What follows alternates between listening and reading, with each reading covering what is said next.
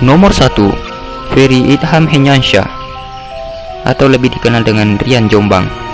Salah satu pembunuh berantai asli Indonesia yang namanya melambung tinggi adalah Rian Jombang, atau banyak orang menyebutnya Rian Jagal. Pria berumur 44 tahun ini telah mengakui kejahatannya membunuh sekitar 11 orang di 2 tempat yang berbeda. Korban-korbannya kebanyakan adalah orang yang kerap menyakiti hatinya. Jadi hati-hati buat kalian yang sering menyakiti hati seseorang.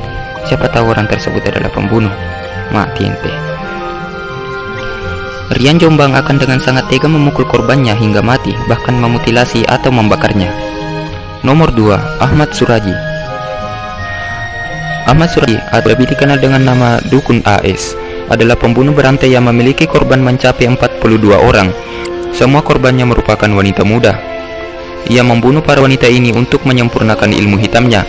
Ia percaya jika membunuh 70 orang wanita dan menghisap air liur mayatnya, tubuhnya akan sakti. Ajaran ini diperoleh Ahmad Suraji dari ayahnya ketika ia baru berusia 12 tahun.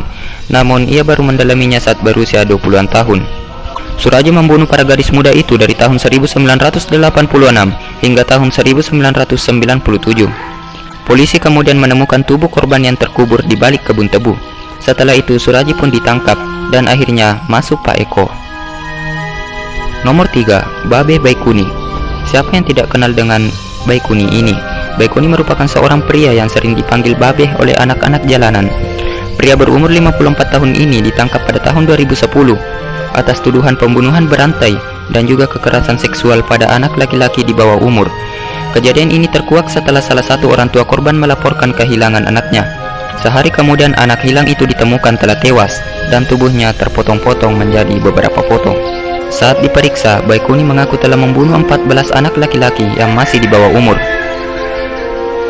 Nomor 4, Tubagus Yusuf Maulana, lebih dikenal dengan nama Dukun Usep. Dukun Usep membunuh 8 korbannya dengan perencanaan yang telah matang. Semua korban yang dia bunuh merupakan klien yang ingin menggandakan uangnya secara gaib. Dukun Usep akhirnya menyuruh korban-korban ini melakukan ritual, yang salah satunya meminum sebuah cairan hitam yang ternyata racun. Korban kemudian disuruh berdiri dalam lubang galian, lalu meminum air itu sebagai syarat wajib. Setelah korban meninggal, Dukun Usep akan dengan mudah menguburnya. Dalam aksinya, Dukun Usep dibantu 5 temannya. Mereka berhasil menggondol uang puluhan juta yang awalnya akan digunakan korban untuk prosesi penggandaan. Boro-boro digandakan, dia malah mati. Kasihan sekali. Nomor 5, Siswanto.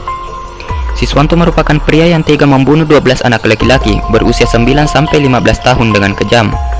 Ia tak segan-segan melakukan kekerasan seksual, lalu membelah perut korban hingga terbuka. Wow.